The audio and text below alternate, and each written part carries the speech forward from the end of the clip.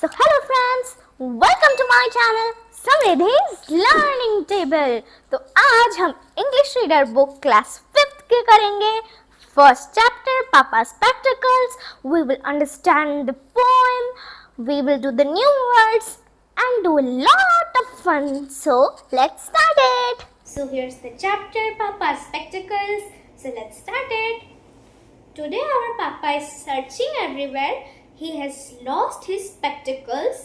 It was his only pair.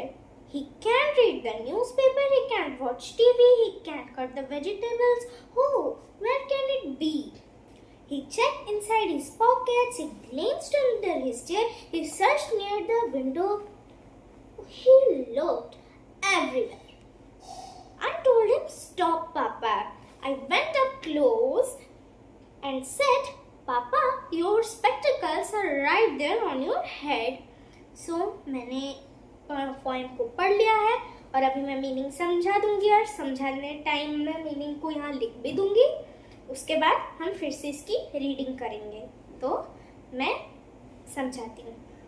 Today our Papa is searching everywhere. मतलब आज हमारे पापा चारों तरफ ढूंढ रहे हैं। क्या ढूंढ रहे हैं? He has lost his spectacles. वो अपना चश्मा गुमा चुके हैं। तो यहाँ spectacles मैं इसका मीनिंग लिखवा देती हूँ।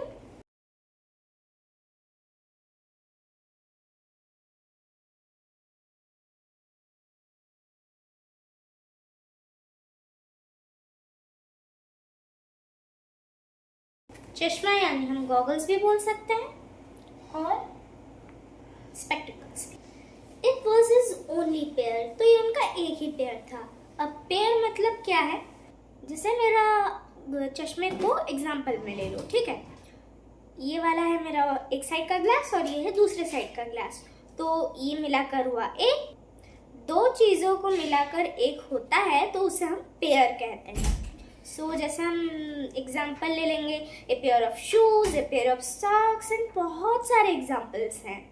सो कंटिन्यू करते हैं। सो पेयर का मैं लिखा देती हूँ। नंबर 2,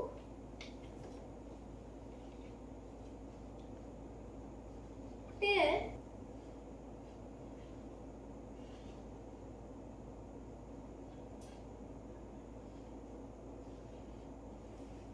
पेयर यानी होता है जोड़ा। तो चलो हम नेक्स्ट स्टैंजा को चलते हैं। He can't read the newspaper, he can't watch TV. तो चश्मे के बिना वो टीवी भी नहीं देख सकते हैं और न्यूज़पेपर भी नहीं पढ़ सकते हैं। और टीवी का फुल फॉर्म टेलीविजन होता है। और वो वेजिटेबल भी नहीं काट सकते, न्यूज़पेपर भी नहीं पढ़ सकते, कि टीवी भी नहीं देख सकते हैं। ओह, वेयर कैन इट बी? ओह, ये कहाँ होगा? कौन कह रहे हैं? पापा कह रहे हैं। He checked inside his pockets, he glanced under his chair. मतलब उन्होंने अपनी जेब में ये चेक किया कि शायद कहीं वो अपने जेब में रख के भूल गए हो। He glanced under his chair. वो चेयर के नीचे ढूंढने लगे। अभी glanced का मतलब क्या है? यहाँ तो सर्च भी दे सकता था। ग्लेंस यानी होता है एक क्विक चेक करके बाकी जगह ढूंढना, मतलब फट से ढूंढ के दूसरे जगह पे चले जाना। इसका मतलब होता है ग्लेंस्ड। He looked everywhere. वो चारों तरफ देखे, ना उनके चेयर के नीचे था, ना उनके विंडो के पास था, ना ही मतलब चारों तरफ नहीं था, कहीं भी नहीं था, उनको कहीं मिला ही नहीं। I told him, "Stop, Papa." मैंने उनसे कहा, रुको पापा। I went up close and said, मैं पास गया और बोला, पापा, your spectacles are right there on your head. यानी पापा, आपका जो चश्मा है वो आपके खुद के सर पे ही है। सो यहाँ जो glanced है मैं उसका मीनिंग लिखवा देती हूँ।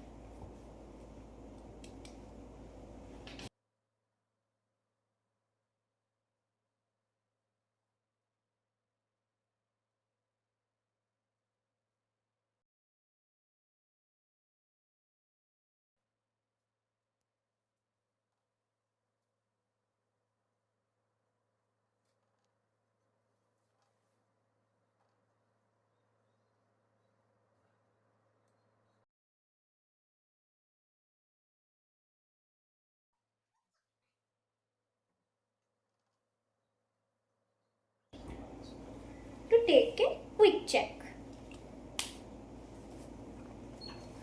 So चैप्टर हो गया है कंप्लीट हमारा पॉइंट, और अभी हम क्या करेंगे, इसको फिर से कंटिन्यूस रीड करेंगे.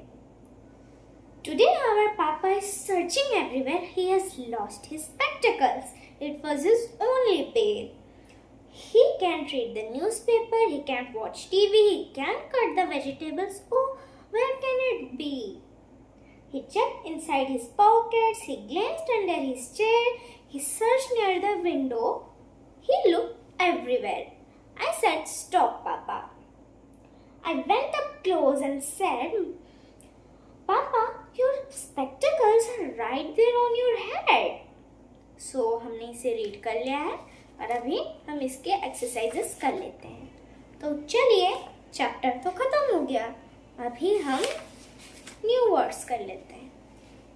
यहाँ है न्यू वर्ड्स, जिनमें से मैंने 3 करा लिए हैं. अभी बस एक ही ठो मैं बता देती हूँ.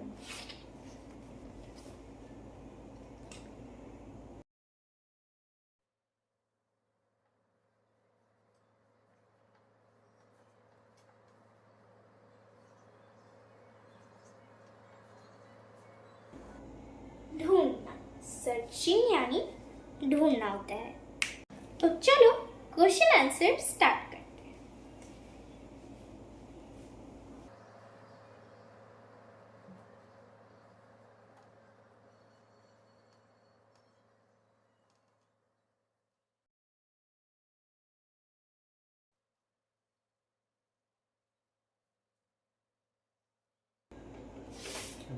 तो यहाँ है, व्हाट इज पापा सर्चिंग फॉर. तो पापा क्या ढूंढ रहे थे, उनका खोया हुआ चश्मा. सो पापा is searching for his lost spectacles. तो आंसर लिख लेते हैं अभी.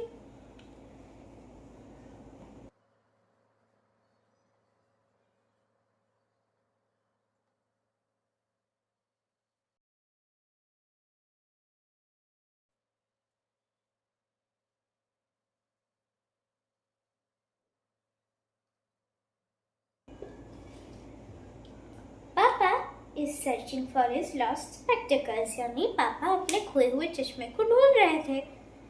सो अभी नेक्स्ट क्वेश्चन लिख लेते हैं.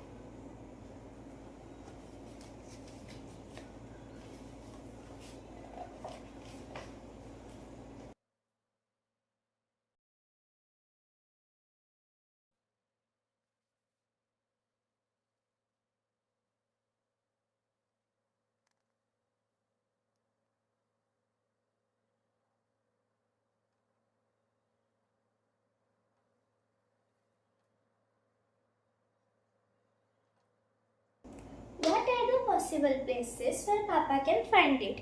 यानी कौन कौन सा प्लेस उनके लिए पॉसिबल था जिधर पापा ने अपना खोया हुआ चश्मा ढूंढा. सो आंसर लिख लेते हैं.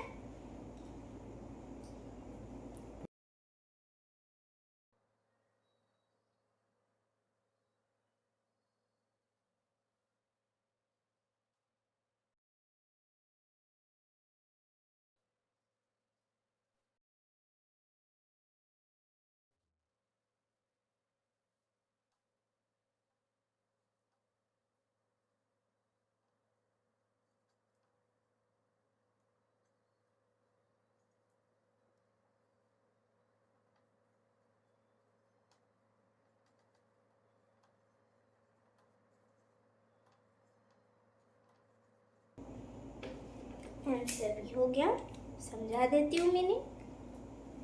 The possible places in which Papa can find it are in his pockets, under his chair and near the window.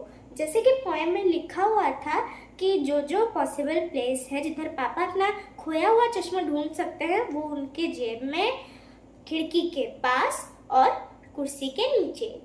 तो नेक्स्ट क्वेश्चन में जाते हैं.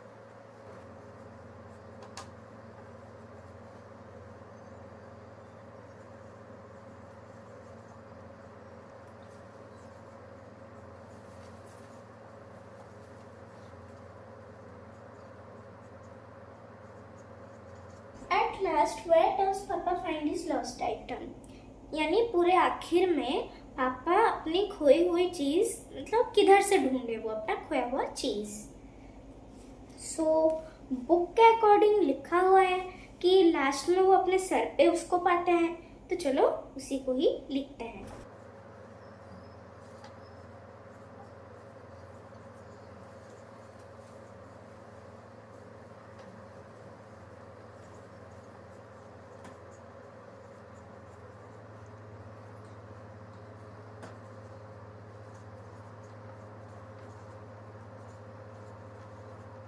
At last, Papa find his lost item right on his head.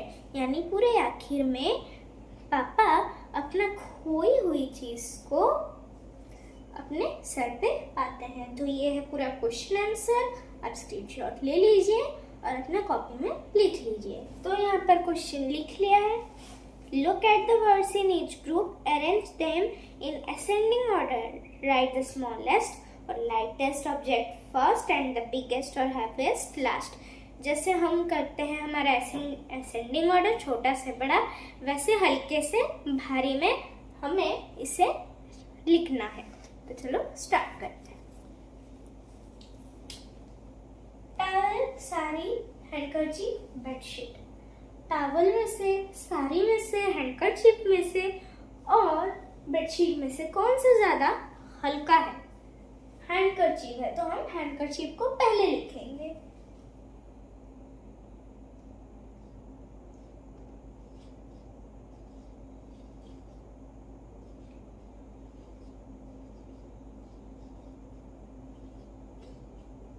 Handkerchief हो गया। अभी towel, sari, bedsheet में से कौन सा हैंडकरचीफ से थोड़ा सा भारी है? टॉवल।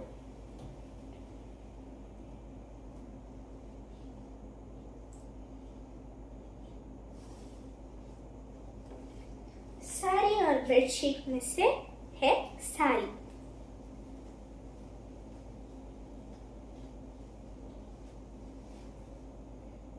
नेक्स्ट जो लास्ट है उधर बचा बेडशीट।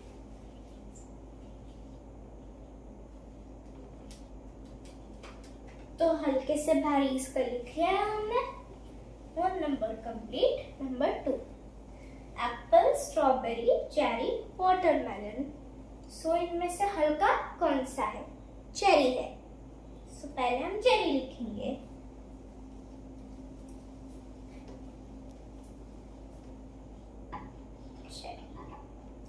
चेरी से थोड़ा सा भारी वाला कौन सा है? ना, स्ट्रॉबेरी है।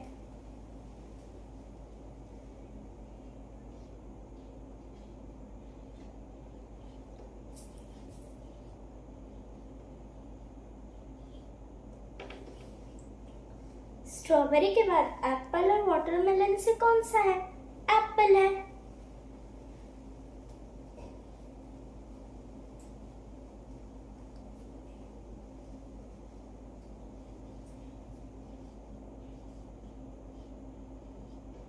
एप्पल भी हो गया। लास्ट में बचा वाटरमेलन जो बहुत बड़ा होता है। सो हम इसे सबसे भारी में रखेंगे।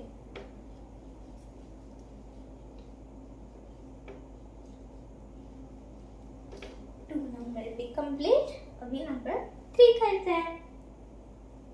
29, 14, 91, 47। तो फिर से छोटा सा बड़ा हम करेंगे क्योंकि इस बार नंबर्स हैं, यानी ना ज्यादा भारी और ना ज्यादा हल्का। मतलब इसमें भारी हल्का कुछ है ही नहीं। सो अभी हम जैसे नंबर्स में असेंडिंग ऑर्डर और डिसेंडिंग ऑर्डर लिखते हैं वैसे असेंडिंग ऑर्डर लिखते हैं। सबसे छोटा कौन सा है? यहाँ पे 14 है। सो हम हमें 14 लिख लेंगे।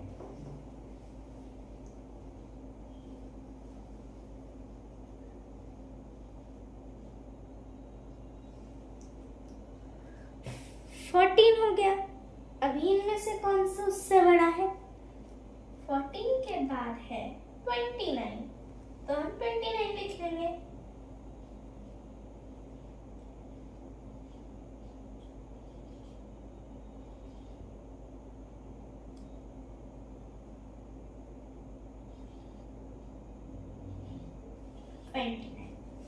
ट्वेंटी नाइन से थोड़ा बड़ा कौन सा है? 91 तो नहीं हो सकते, तो बहुत बड़ा हो जाएगा, तो हम लेंगे वहाँ पे 47।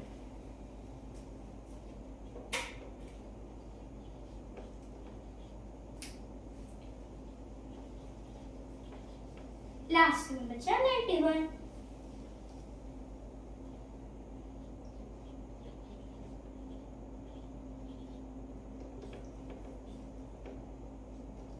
नंबर 3 भी हो गया। अभी करते हैं 4। हैन, क्रो, स्पैरो, ईगल। हल्का से भारी। हल्का से भारी में हमें क्या करना है, पहले हम लेंगे स्पैरो को।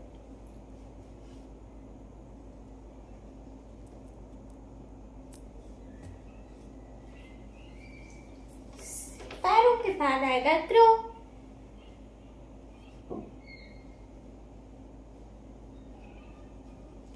क्रो के बाद आएगा हैन।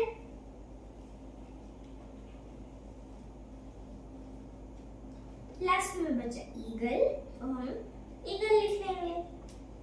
वैसे भी ये लास्ट में ही था, क्योंकि ईगल सबसे बड़ा होता है। इन जितने भी बर्ड्स का हमने नाम देखा, ईगल सबसे साइज में बड़ा है और भारी भी। अभी नंबर 5 में आ गए हम लोग। Ox, rabbit, elephant and squirrel. तो फिर से हमें हल्के से भारी के ऑर्डर में इन जानवरों को लिखना है। तो इनमें से सबसे छोटा पहले हम ले लेंगे स्क्वायरल, यानी गिलहरी।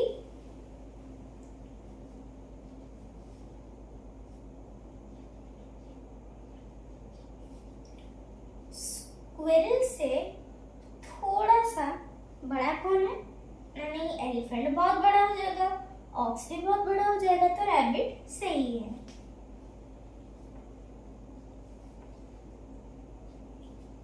रैबिट भी हो गया। रैबिट के बाद ऑक्स या एलिफेंट। एलिफेंट तो ऑक्स से बड़ा होता है, तो हम ऑक्स लेंगे। लास्ट में बचा एलिफेंट, तो हम एलिफेंट को लिख लेंगे।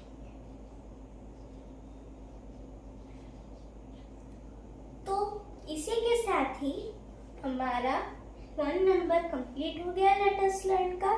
तो चलिए इसका स्क्रीनशॉट ले लीजिए। तो हमने यहाँ क्वेश्चन लिख लिया है, तो अभी हम इसके पिक्चर्स देख के आंसर लिखेंगे। तो ये है पैंट, मैंने एग्जांपल में भी दिया है यहाँ पर, पेयर ऑफ शूज। और इसी तरह हमें पिक्चर्स देख के सारी चीजों के नाम लिखना है, बट पेयर ऑफ डैश में। चलो शुरू करते हैं। ये है पैंट, तो हमें लिखना है pair of pant. PANTS, pants. Number B में है एक सॉक्स का पिक्चर, तो ये pair of socks. Number C में है इयरिंग का पिक्चर, तो हमें लिखना है पेयर ऑफ इयरिंग्स।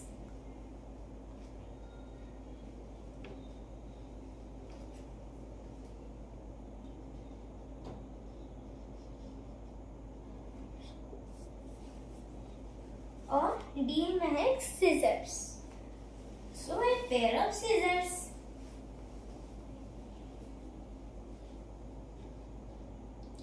ये हो गया सीजर्स का।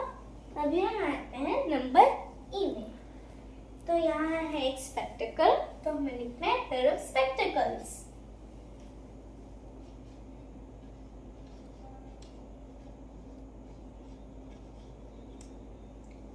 और एफ में है gloves, so a pair of globes.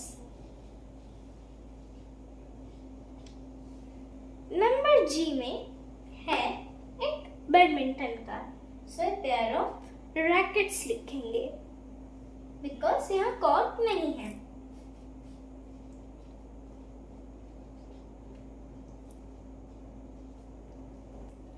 सो हमारा 2 नंबर हो गया है कंप्लीट। सो आप इसकी स्क्रीनशॉट ले लीजिए।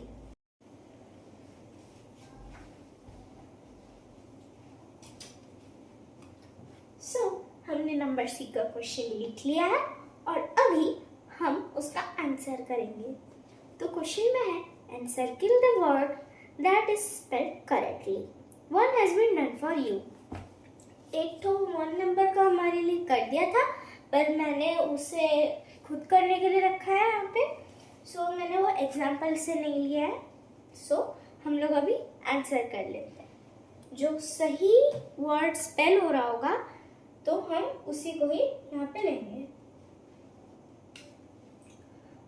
WATER, water.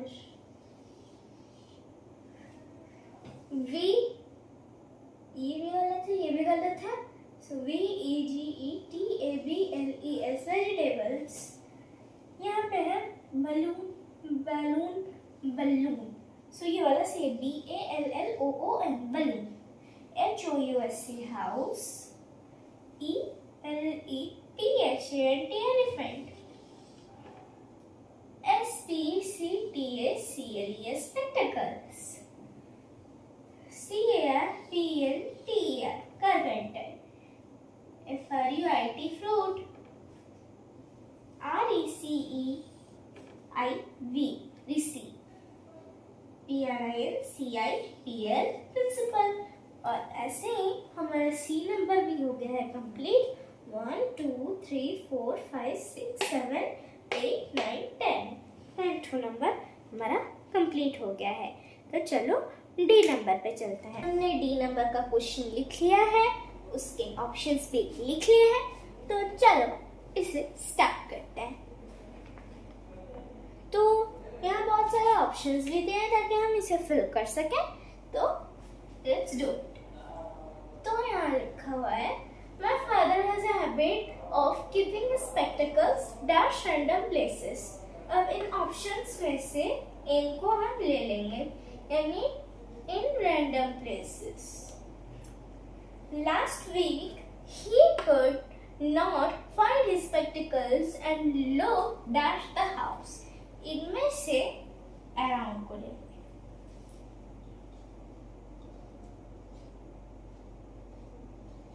Around के बाद we checked the big box that reached dash our waists.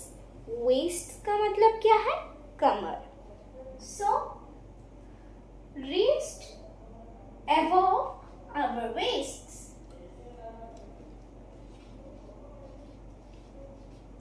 Above. My father looked for the spectacles dash the newspaper kept dash the table. So, look for the spectacles among the newspapers. AMONG, among the newspapers kept on the table. हम on को लेंगे. He continued searching for 2 hours dash finally giving up. Before finally giving up.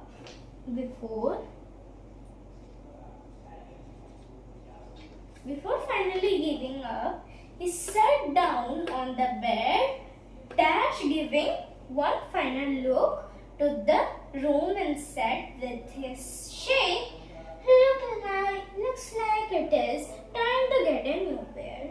So, ये वाला जो dash रह गया अभी बचा है after. AFTER, after. सो हमने इतना लिख लिया है. अभी हम क्या करेंगे, इसे रीड करेंगे. My father has a habit of keeping his spectacles in random places. Last week he could not find his spectacles and looked around the house. We checked the big box that reached above our waist. My father looked for the spectacles among the newspapers kept on the table. He continued searching for 2 hours before finally giving up. He sat down on the bed after giving one final look to the room and said with a shade, looks like it is time to get a new pair. So अभी जाता है number ई को, जो है last. सो ई number का भी हमने question लिख लिया है. अभी हम अक्रॉस और डाउन का पढ़ेंगे क्लूज, उसके डैश को फिल करेंगे, यानी जो है ऑपोजिट वर्ड्स, और फिर इसे भी हम लोग फिल करेंगे. तो अक्रॉस का नंबर 2, डाउन का नंबर 1 देखते हैं। पहले नंबर 1 से स्टार्ट करते हैं। यहाँ डाउन से I said no but he said dash। यहाँ पर ऑपोजिट वर्ड्स है तो नो का क्या होगा, यस होगा, तो हम यस लिखेंगे। सो YES यस,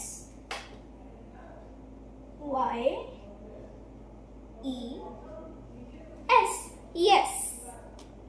अभी है number 2, not far it's dash. Far का ऑपोजिट क्या है, नियर है। अगर हम यहाँ नियर भी लिखें NEAR नियर, तो यहाँ 2 बॉक्सेस छूट जा रहे हैं। नियर तो सही है फार का ऑपोजिट, बट यहाँ हम लगा देंगे DY बाय, नियर बाय। अभी है number 3, something small is not dash. Something small, small का ऑपोजिट बिग है, तो अभी हम ये वाला डाउनवर्ड्स का देख रहे हैं। नंबर 3 है ये है बिग, BIG बिग। देन है नंबर 4, ये भी डाउन में जाता है। Don't be sad, B dash. Sad का ऑपोजिट क्या है, हैप्पी है, सो नंबर 4 डाउनवर्ड्स है HAPPY हैप्पी। सो अभी हम करेंगे नंबर 5, जो भी है डाउन में। You are slow, she is dash. Slow का अपोजिट क्या है, फास्ट है, तो डाउनवर्ड्स में हमें मिल जाएगा 5 FAST फास्ट। सो अभी नंबर 6 को हम देखेंगे जो अक्रॉस है। I want dash clothes, not dirty ones। Dirty का ऑपोजिट क्या है, क्लीन। मुझे साफ कपड़े चाहिए, गंदे नहीं। सो नंबर 6 लिखेंगे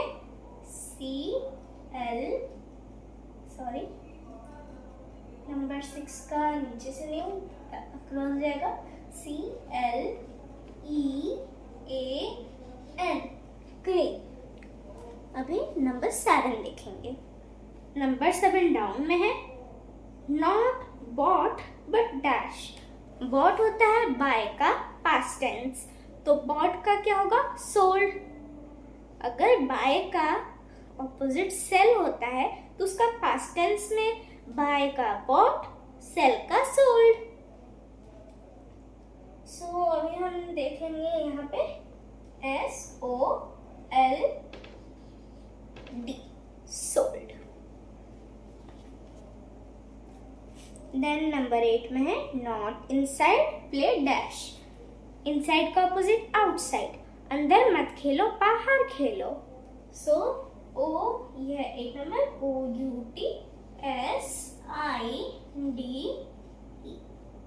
आउटसाइड। तो अभी हम नंबर 9 में आए हैं। Last one, when it's not bright it's dash. यहाँ है ब्राइट, ब्राइट का ऑपोजिट डार्क। नहीं, यहाँ तो ज्यादा ब्राइट नहीं है, यहाँ तो थोड़ा डार्क है। सो DARK। सो यहाँ डाउन में 6 का और एक नंबर है, not hot, she likes dash coffee. So यहाँ हम कोल्ड लिख लेंगे। सो फ्रेंड्स, यहीं पर क्लास को करते हैं एंड। हमारे सारे रीडर के फर्स्ट चैप्टर के नंबर्स कंप्लीट हो गए हैं। और अगर आपको क्लास अच्छी लगी तो प्लीज़ एक लाइक, शेयर एंड सब्सक्राइब कर देना। और थैंक यू। तो हम मिलते हैं नेक्स्ट वीडियो में इसके वर्ड बुक के साथ। सो बाय।